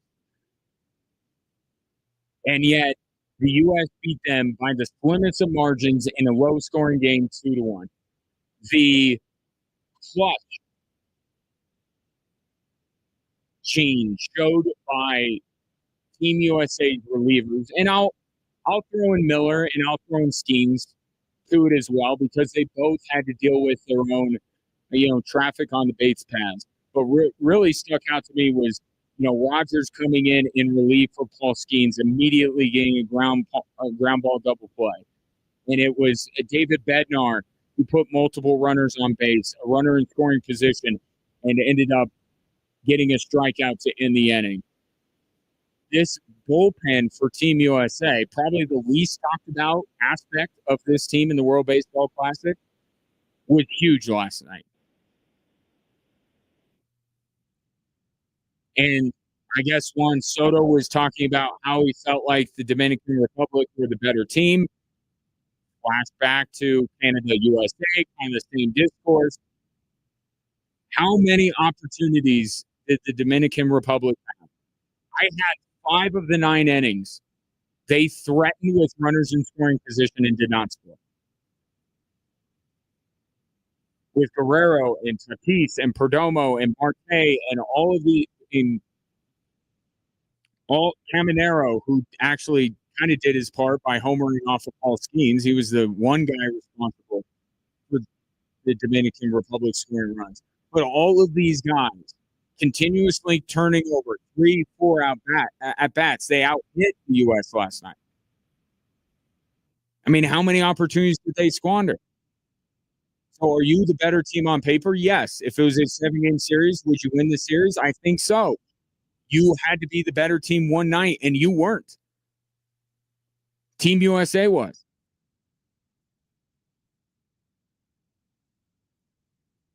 Like the exact same as U.S. Canada in the gold medal. But the way that those bullpen arms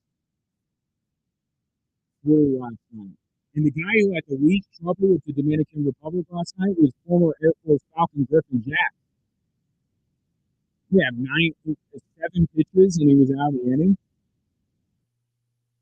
Bullpen for Team USA was incredible last night. And they were incredible in what turned out to be an incredible game. And I don't know how the final lived up to it.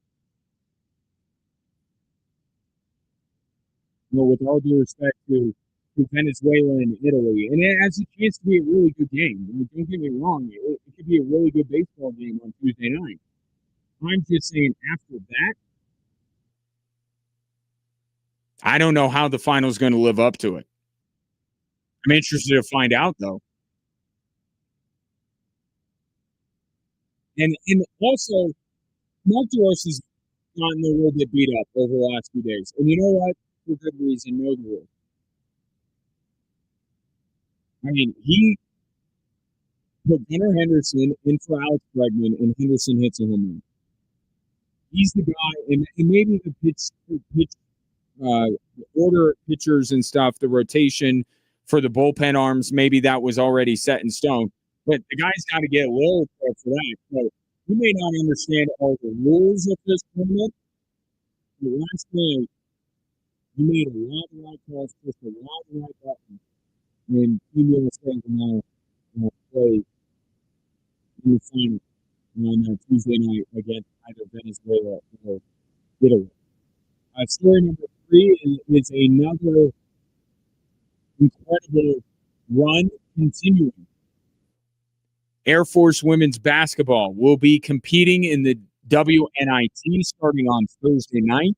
They will take on in-state rival Northern Colorado at 6:30 at Queen Arena, a postseason game hosted at Queen for the second straight season. And I mean, selfishly, I think it's awesome. I'm excited to call more Air Force games. But I really hope that the team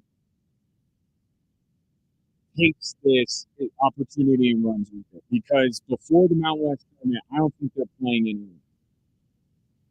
I really don't. They played themselves into this tournament. Yeah, it's not the tournament, the one that they were one game away from getting to.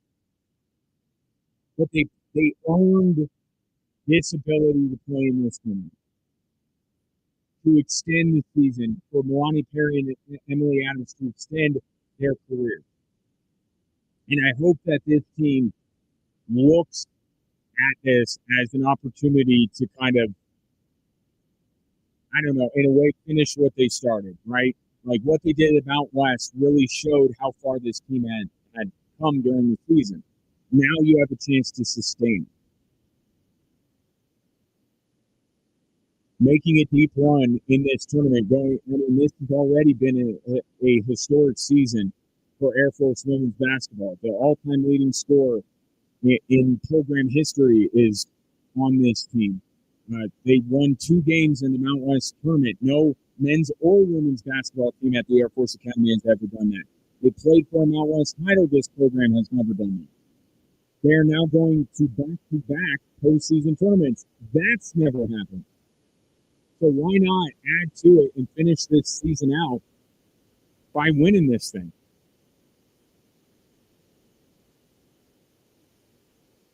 It starts Thursday night, 6:30. And for you, the fan, what a great way to come out and support this team.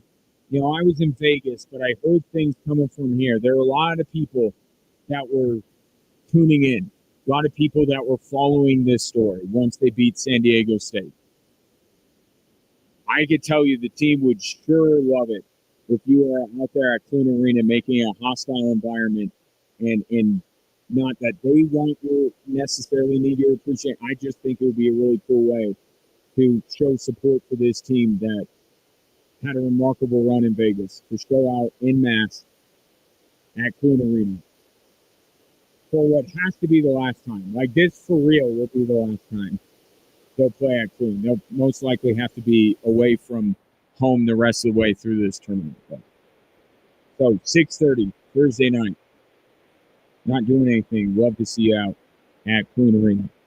719-247-1313. Take your thoughts on the three stories that are driving the show. Coming up next, the possibility of the Denver Broncos doing something of note.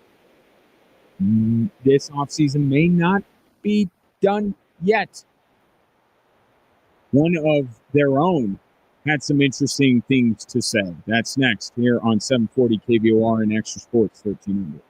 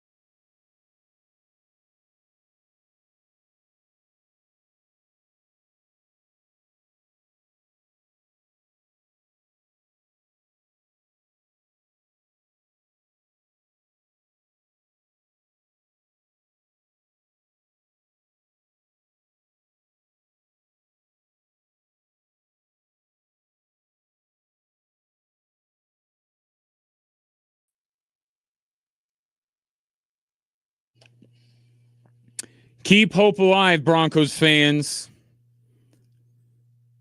Broncos may be up to something after all.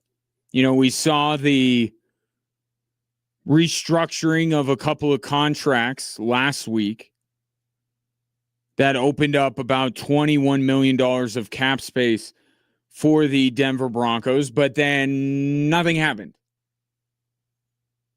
Talked to a lot of people, felt like maybe something was percolating. Nothing percolated. There's no percolating. Fast forward to today, things might be percolating. Brian Baldinger today saying that there's mutual interest between the Broncos and Eagles on an A.J. Brown trade. The exact quote, interested to see if the price drops with A.J. Brown, if that's still a possibility. I know that there's interest there on both sides. Then you have Aqib Talib, former Bronco, that is on his podcast with Skip Bayless, guaranteeing that the Broncos are going to have a new offensive playmaker this year. Arguing with Skip Bayless, insistent that the Denver Broncos will be adding an offensive weapon.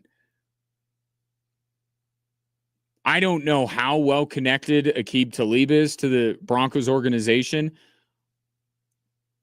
And it's a podcast. So, you know, the thing about podcasts is people just sometimes say things. But now you have, if you will, this is not journalism 101, but you have two people in the NFL sphere that think that the Denver Broncos may actually be able to land an offensive weapon. And as far as Brian Baldinger goes, that's what I've always said when it comes to A.J. Brown.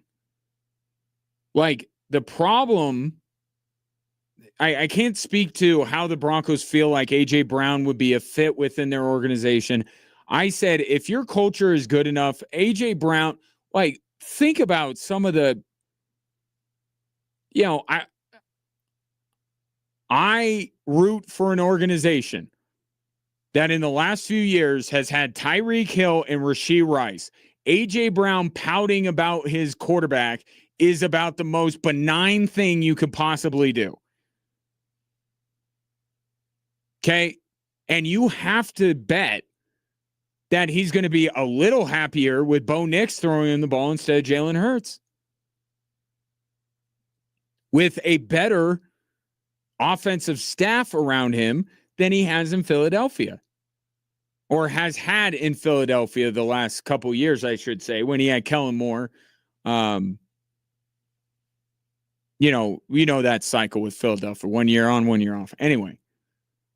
Like, if your culture is all that you say it is, a guy that's simply upset because his quarterback can't throw him the football. Not won't, can't. Like, that's normal. I know the Broncos live in the world of Cortland Sutton, and Cortland Sutton is an unbelievable teammate, unbelievable human being. He's everything that you would want representing the Broncos organization. Okay? He's not common for wide receivers. And maybe it's because he's not one of those true elite number one wide receivers.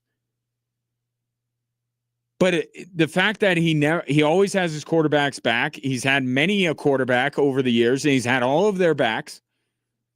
Never said a bad thing, always positive, always excited about the prospects of the Denver Broncos. That's not normal. As sad as it is to say, you would love that every wide receiver was like Cortland Sutton. That's just not the fact of the matter. The fact of the matter is they're divas. And the really good ones are big-time divas. But if you have the ability to get them the football, it turns out okay.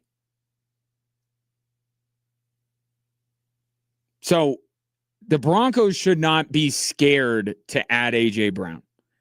The impediment was that Howie Roseman is going to look at other GMs in the face or talk to them on the phone and believe that a guy who has about had it with Jalen Hurts is worth giving up, a first-round pick, a second round, 2 picks in the top, whatever he wanted, 2 picks in the top, or a pick in the top 60, a pick in the top 90, and a young player. Like, the asking price was way too high. It always felt to me like the running back thing, that's on Denver. They weren't willing to pay the price. They could have had either Kenneth Walker or Travis Etienne. They didn't want to because the price was too high. That's on them. That's their mistake. The reason why A.J. Brown's not a Bronco right now is more because of the Eagles than because of the Broncos. So, like Brian Baldinger is saying, if the asking price goes down, now the pressure shifts over to the Broncos, and are you willing to make a deal? Because Howie Roseman is playing this with New England and the Rams, although I don't completely understand the Rams being included. I guess they're just always all in all the time. If that asking price comes down, then what's stopping A.J. Brown from becoming a Denver Bronco? And I'll tell you, there are no good reasons. And maybe that will cost them Courtland Sutton. It's not ideal, but at this point, especially with the way that this offseason has gone, they have to upgrade some position on the football field. In an ideal world, you could pair Courtland Sutton with A.J. Brown. That's what all-in teams going for a Super Bowl do. But it might cost you, if it costs you Courtland Sutton in return, so the Eagles have a capable veteran receiver for Jalen Hurts to not be able to throw the ball to, then so be it, because you have to upgrade somewhere on your roster. This running it back nonsense has got to end. And we're not talking about a complete overhaul of the roster that is necessary in Denver. You upgrade the right position in the right way, and that could be it. You don't have to go out and do what the Raiders did or the Titans did. You already did that. First year Sean Payton came in, the Broncos spent a ton of money on McGlinchey and Powers. That time is done. You could be strategic with it. But, free agency is basically over. You punted for reasons that I cannot and will not understand why the Broncos didn't end up with Travis Etienne or Kenneth Walker. But now you can make a move during free agency just via trade. And let's not forget Jalen Waddle in all of this too. Like, from the Dolphins' perspective, I don't know how keen I would be to trading Jalen Waddle, who's younger. But I don't know, maybe. I mean, it's worth the phone call. And Jalen Waddle would require a higher price and should. I haven't heard a lot of problems coming out of Miami with Jalen Waddle.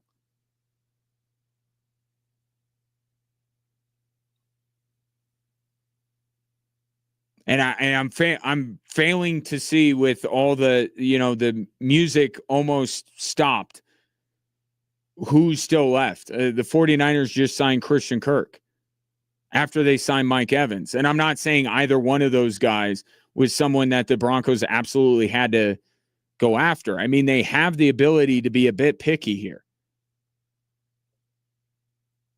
But I'm just saying there are options, even the ones that are not the best options, but are kind of like, oh, maybe. Even those are off the table. It's like Waddle and Brown. And also what's happening with Alvin Kamara in New Orleans. I mean, that seems to make a ton of sense with A-Chain coming in there. But the point is, insert name here. The Broncos got to do something. They got to do something. They can't actually think that coming back with essentially the same team minus a little bit of depth is going to get it done. With the way that these other teams have added, the way some teams you would expect to have bounce back years, Kansas City, Baltimore, Buffalo being chief among them, Cincinnati. They can't possibly think status quo is going to be good enough for them to take the next step and go to a Super Bowl. They cannot possibly think that. They messed up by letting the 2 running backs go off the board, but it seems like maybe there's a lifeline being thrown to them.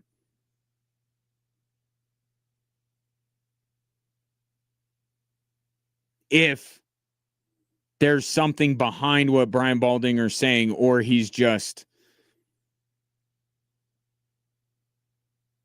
throwing out a complete hypothetical.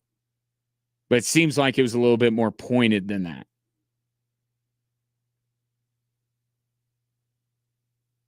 Ball's in Howie Roseman's court right now. Is the asking price going to come down for a disgruntled wide receiver? And it doesn't have to come down much. It really doesn't. The Broncos should pay a little bit of a premium for A.J. Brown, but not what the Eagles are asking for. That's ridiculous. So what has happened this offseason hasn't been all on the Denver Broncos. There's a finite number of potential additions that they could have made that would really impact change in a big way and improve this team. There weren't that many to begin with, but they're almost all gone now. So we'll keep an eye out for that. See if the Broncos do indeed add something. I mean, let me ask this question before I take a break. If they just added A.J. Brown, and let's even say it cost Courtland Sutton, right? But the draft capital going back to Philadelphia is less. I mean, would that be okay? Would you look at this offseason like the Broncos got it done, got what they needed to done? I would say it's not as complete as it could have been, but hey, if they add a playmaker of A.J. Brown's caliber or Jalen Waddle's caliber, that is a good offseason, knowing that the Broncos didn't need a lot going in to free agency.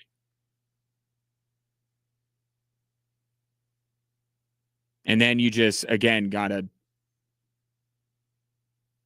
put J.K. Dobbins in bubble wrap, load manage him. I don't know. You got to get him to the finish line this year. 719-247-1313. Let me ask you something. You ever wake up after a full night's sleep? Like you're doing what you should. You're like, you know what? I got to get to bed at a decent hour. Got to get up in the morning. You do that. And you get up and your body's still like, no. And you can't tell the difference whether you were out all night or got a full night's rest. It may not just be that you're getting older. It may be that your testosterone levels are tapping out. That's why you need Low T Center. They specialize in this stuff.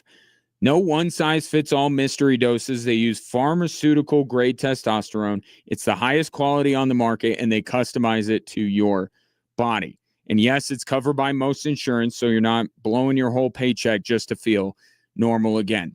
Right now, they're also offering a free men's T-test, which presents no downside whatsoever to you. You take the test, you find out if it's not low T levels, they'll send you on your way. But if it is, you know you're in the right spot. Zero risk, zero commitment. but you do get the answers you're looking for. And if you've been curious about peptides, they're all the rage right now. Energy, recovery, sleep, weight loss, whatever it might be. They've got discounts on select peptides and GLP-1s while supplies last. So don't waste any more time. Don't wake up another morning feeling less than yourself. Head to lowtcenter.com and book your free test today. That's lowtcenter.com.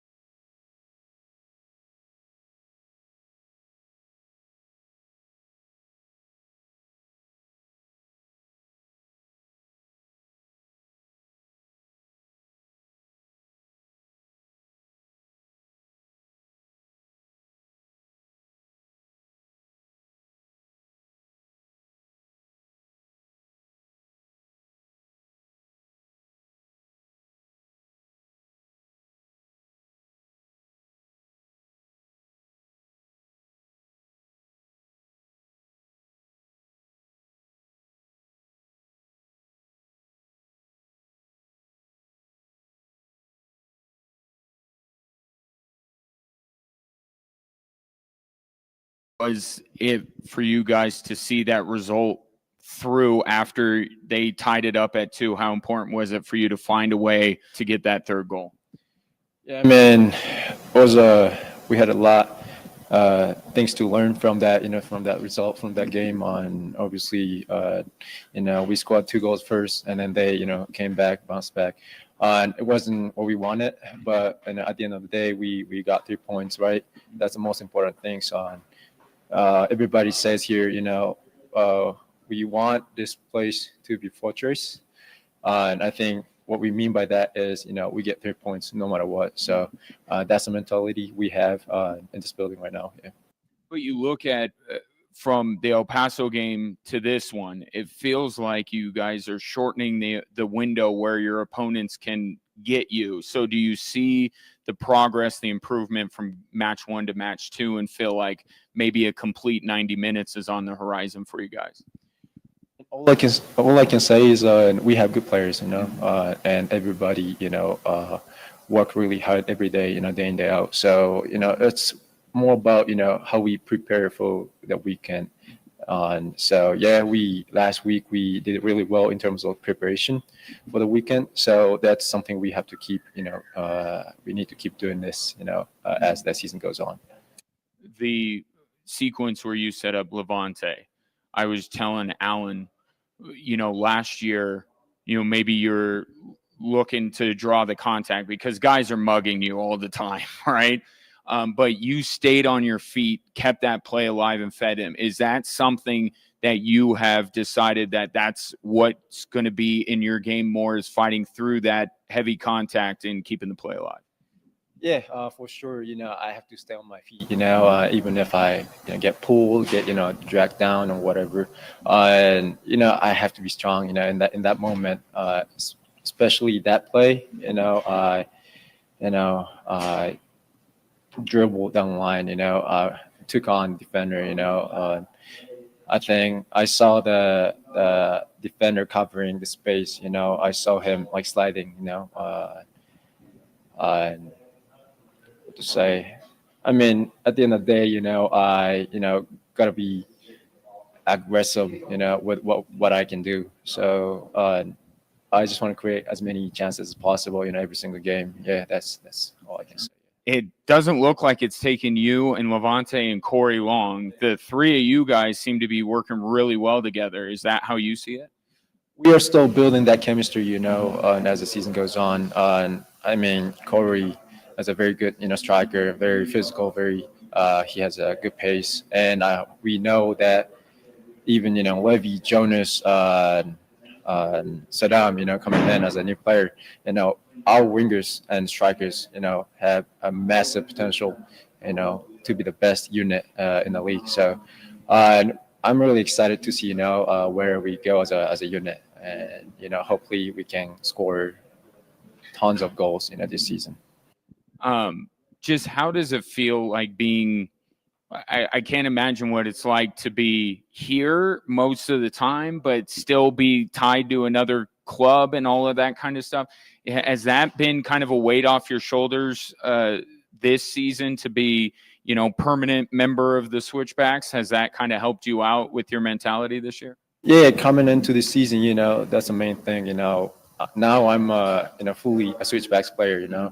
So I don't think about anything about Rapids, or any other clubs. I'm a Switchbacks player, so I'm really proud of, happy to be a Switchbacks player this season, and I will do anything, for this club to win a title again. Oh, and you've been doing a lot already, and we're happy to have you here permanently, Yost. Really appreciate it. Thank you so much, Jay. That is Switchbacks forward Yosuke Hanya. Was able to catch up with him out at training today. Busy week for the Switchbacks as they will play in the U.S. Open Cup tomorrow night at Widener Field. SwitchbacksFC.com if you'd like to get tickets for that. And then Saturday they will be in Orange County for their third league match of the year. That 3-2 win over Vegas. It got tense there for a little bit. I was talking with Alan McCann, the head coach of the Switchbacks today, and he said for about 9 minutes they let their foot off the gas, and they were not themselves. They were not doing the things that they have been coached to do, and it cost them. Bang, bang, 2 goals to erase a 2-goal lead.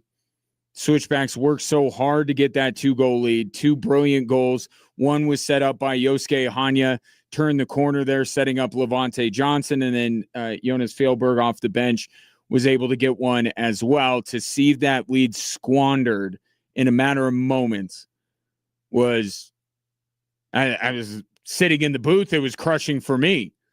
But the players these first 2 weeks have shown that there's a little bit more grit and stick-to-itiveness with this team this year. And I think it's born out of a lot of things. I think it's Alan McCann's coaching style. I think it's some of the new players they've brought in. And I just think more than anything else, it's this team wanting to get back what they lost. And they learned some hard lessons. We saw this with the Avs and with the Nuggets when they won titles. It was very difficult for them to defend those titles. And there were a lot of shortcomings that were exposed in that year following the championship. And the same can be said for the Switchbacks. But you have 2 games here that could have easily, it could have been the Switchbacks with 1 win, 1 draw, or 1 loss and 1 draw, lose in El Paso, tie on Saturday, have 1 point out of the first 2 matches, and chalk it up to, well, it's early. We got a lot of new faces. We got a new head coach. All this kind of stuff, and they haven't. Both of these games they've battled to earn in El Paso 1 point, here in Colorado Springs on Saturday 2 additional points, and to get them from Vegas. I mean, don't forget, they're going up against these teams. They're battling with these teams in the standings as well. So that's been the biggest thing that's stuck out to me through these first 2 Switchbacks matches is just the fight that this team shows, not willing to let a good enough result be good enough and to keep pushing forward. And look, the last goal was an own goal. That's what it'll go down in the books as, but that was caused by a phenomenal ball into the box and extreme pressure from Talon Maples on the post that led to that own goal. It wasn't just like some Las Vegas player hit the ball the wrong direction and ended up in the back of the net. The Switchbacks play caused an own goal.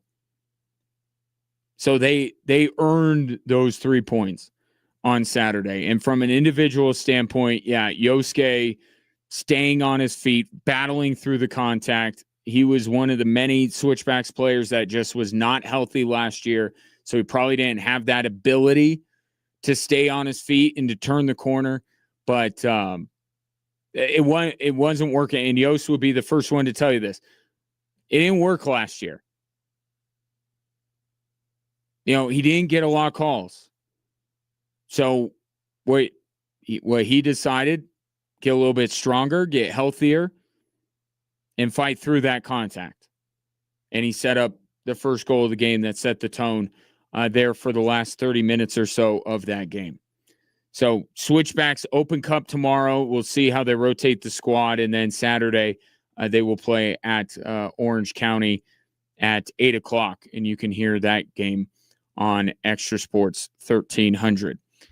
Before I go, just one thing, a couple of things about the NCAA tournament. You know me, I'm not one to, cry over spilled milk when it comes to who gets left out of the tournament. I don't have the energy for it. It's 68 teams. Find a way in. But this thing with the Mountain West, it feels personal. It does. And I remember a time where the Mountain West was getting, 2, 3, 4 teams in. And those teams would get bounced in the first round. And it just felt like, and this is not me saying I know this for a fact, but it seemed like there was a run of 3 or 4 years where that would happen. The Mount West was very well represented and their teams would flame out. And ever since that stretch, the Mount West has been getting lower seeds and fewer teams than I thought would get in. And they get just Utah State, who swept the regular season and the tournament title, which it certainly is a good reason for them to get in. Put them as a 9 seed, which feels low. And then that was it. And you have a slew of Mount West teams that are playing in the NIT. It feels personal, and it's not great for the future of the Mount West because some of those teams, like Utah State, they're bolting to the Pac-12. And the Miami of Ohio thing, come on now. What are we doing here? It's such a cop-out for the tournament committee to make Miami of Ohio play in the play-in. Like it is the middle ground, right? And all I'm saying is I think they should be in. I think that 31-0 should mean something. You have 68 freaking teams. One of them should be Miami of Ohio, and I guess it is. I would say in the field of 63, the field that matters, Miami should have been there. But I think I would just want the tournament selection seating committee just make a choice. Leave them out or put them in. It's such a cop-out to put teams in the play-in. Stand on business. Either 31-0 means something or 31-0 in this case doesn't mean anything because they didn't play anybody. And then go on CBS and say it.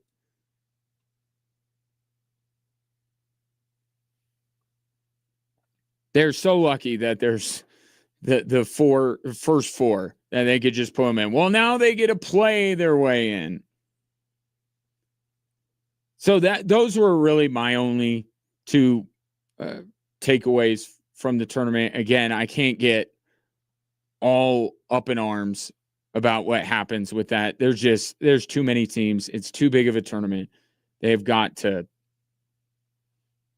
cut this thing down, but they are absolutely not cutting it down. That'll be all for today's show. I'm out the next few days. Next time I will talk to you is for Air Force women's basketball in the WNIT. Enjoy your evening here, whether you're remaining on 740 KVOR or Extra Sports 1300.